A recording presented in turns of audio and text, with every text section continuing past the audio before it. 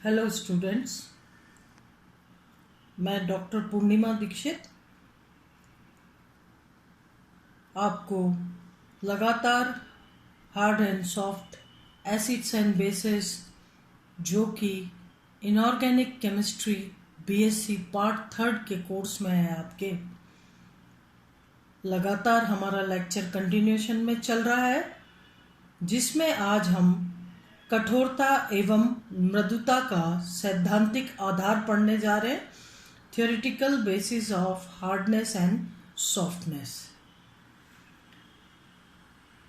HSAB संकल्पना को समझाने के लिए दिए गए सिद्धांतों में प्रमुख सिद्धांत निम्न है।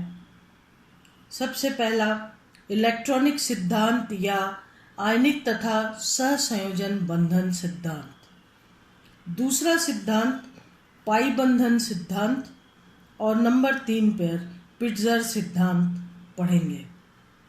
सबसे पहले इलेक्ट्रॉनिक सिद्धांत। इस सिद्धांत के अनुसार कठोर के मध्य अंतरक्रिया या इंटरैक्शन आयनिक बंध के कारण होती है तथा मृदु अंतरक्रिया इंटरैक्शन सहसंयोजक बंध के कारण होती है।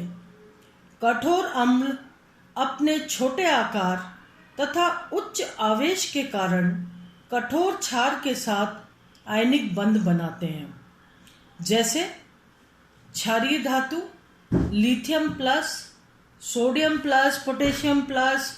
इसके अलावा भी आपने बहुत सारी पढ़ी हैं, जैसे सिलिकॉन 4+, बोरॉन 3+, और भी बहुत सारे transition metals, scandium 3+, cobalt 3+, iron 4+। इस तरीके से ये जो कठोर अम्ल है, ये कठोर क्षार के साथ मिलकर बंध बनाते हैं, जिसमें कि जिनके मध्य इलेक्ट्रोस्टैटिक फोर्स ऑफ अट्रैक्शन होता है और आयनिक बंध बनते हैं। कठोर क्षार के साथ आयनिक बंध बनाते हैं कठोर अम्ल, और इस प्रकार से इनके मध्य स्थिर विद्युत आकर्षण बल होता है, जो कि आप जानते हैं कि ये जो स्थिर विद्युत आकर्षण बल या इलेक्ट्रोस्टैटिक फोर्स ऑफ अट्रैक्शन जो है, ये दोनों ही परमाणुओं के बीच की दूरी के प्रतिलोमानुपाती या उसके विपरीत होते हैं। यदि उनके मध्य दूरी ज़्यादा है तो आयनिक बल जो हैं वो कम होंगे। जितना कम दूरी होगी उतने ही इलेक्ट्रोस्टैटिक फोर्स ऑफ अट्रैक्शन ज़्यादा होगा और प्रबल आयनिक बंध, स्ट्रॉन्ग आयनिक बॉन्ड्स बनेंगे। इसी तरीके से मृदु अम्ल तथा मृदु क्षार आकार में बड़े होने के कारण मुख्य रूप से सहसंयोजी बंध बनाते हैं, क्योंकि आकार में बड़े होने पर उनकी ध्रुवणता अधिक होती है, और ध्रुवणता का अधिक होना यानी सहसंयोजक बंध बनना और सहसंयोजक मजबूत बंध बनना। जितनी ध्रुवणता ज़्यादा होगी उतने ही मजबूत बंध बनेंगे, और इस प्रकार से मृदु अम्ल तथा मृदु क्षार मिल करके सहसंयोजक बंध बनाते हैं। यदि हम पाई बंधन सिद्धांत की बात करें तो सबसे पहले तो ये सिद्धांत जो है चैट और मुलिकिन ने दिया। इस सिद्धांत के अनुसार मृदु अम्ल जिनमें अधिक संख्या में डी इलेक्ट्रॉन्स पाए जाते हैं, आपने पढ़ा था कि मृदु इलेक्ट्रॉन्स के क्या लक्षण होते हैं, मृदु अम्लों के क्या लक्षण होते हैं, कि आकार में बड़े होते, निम्नतम ऑक्सीकरण अवस्था में होते हैं और इनकी ध्रुवणता अधिक होती है। तो हम जानते हैं इनमें डी इलेक्ट्रॉन्स अधिक पाए जाते हैं, करीब करीब डी ऑर्बिटल्स भरे हुए होते हैं, छद्म अक्रिय गैस विन्यास पाया जाता है। ये मृदु अम्ल, मृदु क्षार जैसे फास्फोरस से बने क्षार, PH3 इत्यादि, arsenic, arsine, sulphur, iodine, iodide ion, ये सारे जो हैं मृदु क्षार हैं और ये मृदु अम्लों से मिलकर मेटल टू लिगेंड पाई बंध बना लेते हैं। ये मृदु अम्लों से मिलकर के और पाई बंध बना लेते हैं।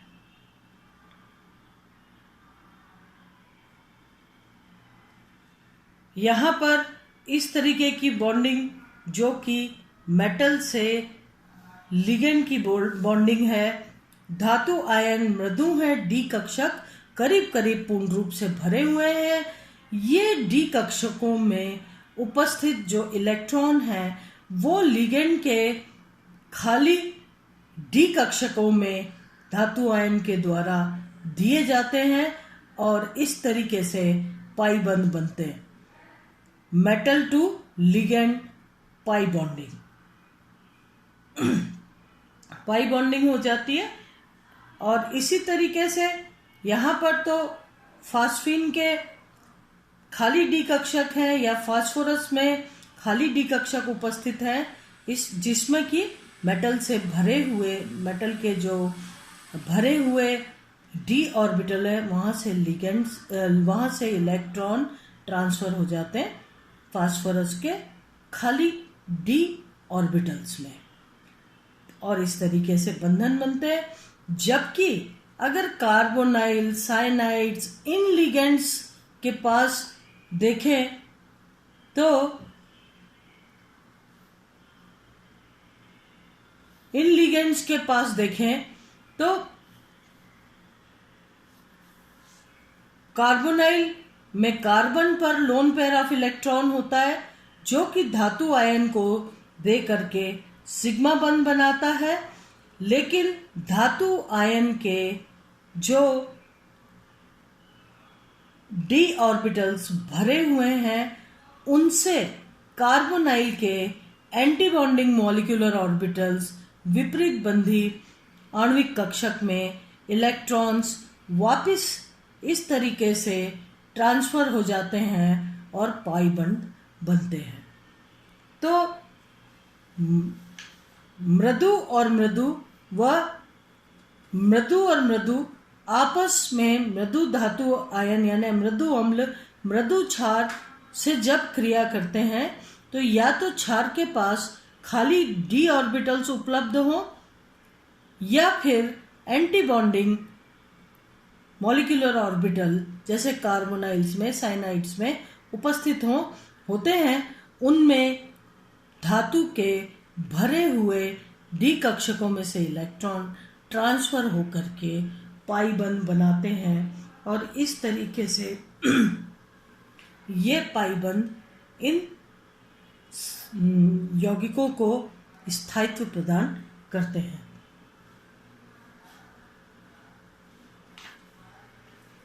अगर कठोर अम्ल को देखा जाए तो वहां पर दृढ़बद्ध बाहरी इलेक्ट्रॉन व खाली डी कक्षक जिनकी ऊर्जा अधिक नहीं होती। मेटल आयन पर जो इलेक्ट्रॉन्स है चूंकि अपनी, अगर कठोर अम्ल की बात करें हम तो कठोर अम्ल आकार में छोटे होते हैं, उन पर उच्चतम धनावेश होता है, इसलिए वो उनके जो इलेक्ट्रॉन्स हैं वो आसानी से नहीं निकलते और इस तरीके से दृढ़बद्ध बाहरी इलेक्ट्रॉन व खाली डी कक्षक पाए जाते हैं। इन मेटल धातु आयनों के जो डी कक्षक होते हैं वो खाली होते हैं, जो कि कठोर क्षार, जहां पर जैसे कठोर क्षार कौन कौन से हो गए, जैसे आप जानते हैं फ्लोराइड है, ऑक्सीजन 2- है, या फिर और भी आपने देखे नाइट्रोजन NH3 इत्यादि। तो जो इनके धातु आयन के खाली डी कक्षकों में लिगेंड के जो भरे हुए पी कक्षक हैं, लिगेंड के भरे हुए पी कक्षक हैं, वहां से इलेक्ट्रॉन धातु के खाली डी कक्षक में जाते हैं और इस तरीके से पाई बॉन्ड्स बनाते हैं। यहाँ पर चूंकि इलेक्ट्रॉन लिगेंड से मेटल आयन की तरफ आ रहे हैं, इसलिए L2M बॉन्डिंग कहलाती है, यानी लिगेंड टू मेटल आयन पाई बंध बनाते हैं। ये चूंकि यहाँ पर लिगेंड के खाली पी कक्षक, भरे हुए पी कक्षक से धातु आयन के खाली डी कक्षकों में इलेक्ट्रॉन का ट्रांसफर हो रहा है, तो ligand to metal ion electrons का ट्रांसफर हो रहा है, पाई बंध बन रहे हैं जो कि L2M पाई बंध कहला रहे हैं। अब तीसरा सिद्धांत जो है वो पिट्जर सिद्धांत है। पिट्जर सिद्धांत के अनुसार किसी भी अणु में उपस्थित परमाणु अथवा समूहों के मध्य, अणु हम जानते हैं परमाणुओं का समूह होता है, तो अणु में उपस्थित जो परमाणु होते हैं या समूहों के जो मध्य इन परमाणु होते हैं, ये सभी के सभी आपस में लंदन प्रकीर्णन बल या वॉन्डर वाल्स बल के द्वारा जुड़े होते हैं, यानी इनके मध्य लंदन डिस्पर्सन फोर्स पाया जाता है या वॉन्डर वाल्स फोर्स पाया जाता है। तो पिट्जर सिद्धांत ये कहता है किसी भी अणु में उपस्थित परमाणु अथवा समूहों के मध्य लंदन प्रकीर्णन बल या वॉन्डर वाल्स फोर्सेस पाए जाते हैं जो कि अणु को स्थायित्व प्रदान करते हैं। अगर अंतरक्रिया करने वाले समूहों की ध्रुवणता यानी खुद ध्रुवित हो जाने की क्षमता, ध्रुवणता अधिक होने पर लंदन बल भी अधिक होंगे और इस प्रकार ध्रुवणीय अम्ल, मृदु क्षार व ध्रुवणीय क्षार से बने संकुल में लंदन बल के कारण स्थायित्व अधिक होगा। यानी ऐसे मृदु अम्ल जिनकी ध्रुवणीयता ज्यादा हो और ऐसे मृदु क्षार जिनकी ध्रुवणीयता ज्यादा हो, आपस में मिलकर इनके मध्य लंदन प्रकीर्णन बल होगा और चूंकि इनकी ध्रुवण क्षमता अधिक होती है, लंदन प्रकीर्णन बल अधिक होगा और स्थायी यौगिक बनाएंगे।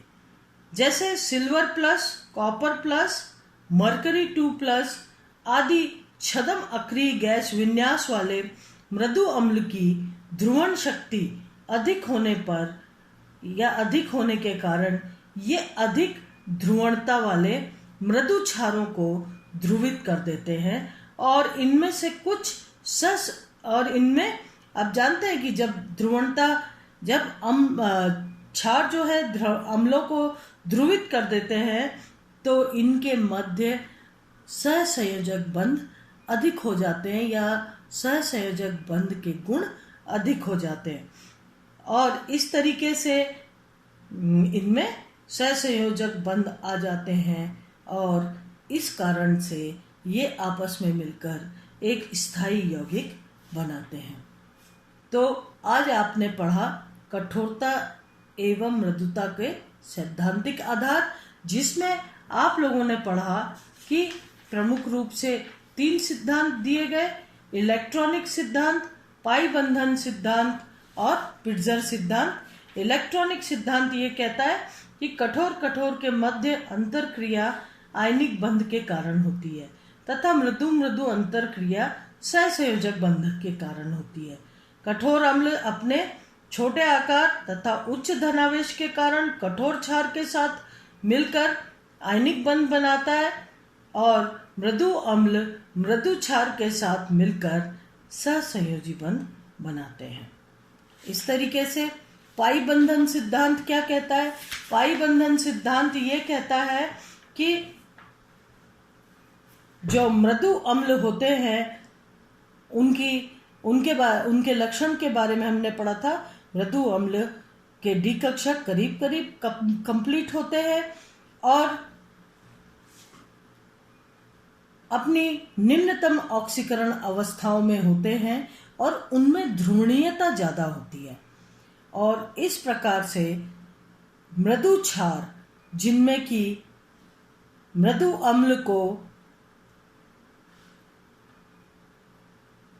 अम्ल से मृदु क्षार अपने या तो रिक्त कक्षकों में या एंटी बॉन्डिंग मॉलिक्यूलर ऑर्बिटल्स विपरीत बंधी पाई कक्षकों में इलेक्ट्रॉन्स ग्रहण करके और पाई बंध बनाते हैं।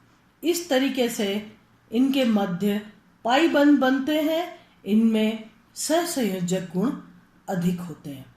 लेकिन जो कठोर अम्ल होते हैं वो कठोर अम्ल में अपनी उच्च ऑक्सीकरण अवस्था में होते हैं धातु आयन, डी कक्षक खाली होते हैं और यही कारण है कि कठोर क्षार जिनमें कि पी कक्षक भरे होते हैं उनसे इलेक्ट्रॉन्स धातु आयन अपने डी कक्षकों में ग्रहण करके लिगेंड टू मेटल पाई बंध बनाते हैं और यही इनके स्थायित्व का कारण होता है। पिट्जर सिद्धांत में ये कहा गया है कि किसी भी अणु के जो परमाणु होते हैं वो अणु में जुड़े हुए परमाणु होते हैं, उन परमाणुओं के मध्य वॉन डर वाल्स फोर्सेस या लंदन प्रकीर्णन बल, लंदन डिस्पर्शन फोर्सेस होते हैं जो कि उस अणु को स्थायित्व प्रदान करते हैं। इन जो पिट्जर सिद्धांत कहता है कि ऐसे प्रकार के धातु आयन जिनके डी कक्षक भरे हुए हों और जिनमें ध्रुवणता ज्यादा हो, अपने निम्नतम ऑक्सीकरण अवस्था में हो, ऐसे धातु आयन लिगेंड के साथ मिलकर जिनके की खाली डी कक्षक हों उनसे इलेक्ट्रॉन्स यानी धातु आयन से इलेक्ट्रॉन्स ग्रहण करते हैं, पाई बंध बनाते हैं। लेकिन इसमें यह कहा गया है कि इस तरीके से ध्रुवणीय मृदु क्षार, ध्रुवणीय मृदु अम्ल की ध्रुवणता या ये कहें कि ध्रुवणीय अम्ल मृदु क्षार व ध्रुवणीय क्षार से बने संकुल में लंदन प्रकीर्णन बल के कारण स्थायित्व अधिक होगा। ध्रुवणीय अम्ल जो है ध्रुवणीय क्षार से मिलकर के और इनके मध्य लंदन प्रकीर्णन बल अधिक होता है जो कि इन यौगिकों को स्थायित्व प्रदान करते हैं। Silver plus, copper plus, Hg2+ आदि छद्म गैस विन्यास वाले मृदु अम्लों की ध्रुवण शक्ति अधिक होने के कारण ये अधिक ध्रुवणता वाले मृदु क्षारों को ध्रुवित कर देते हैं और इनमें कुछ सहसंयोजक गुण आ जाते हैं जो कि संकुल के स्थायित्व को बढ़ाते हैं। आज कठोरता एवं मृदुता का सैद्धांतिक आधार हमने पढ़ा। नेक्स्ट लेक्चर में इसके आगे हम पढ़ेंगे। धन्यवाद।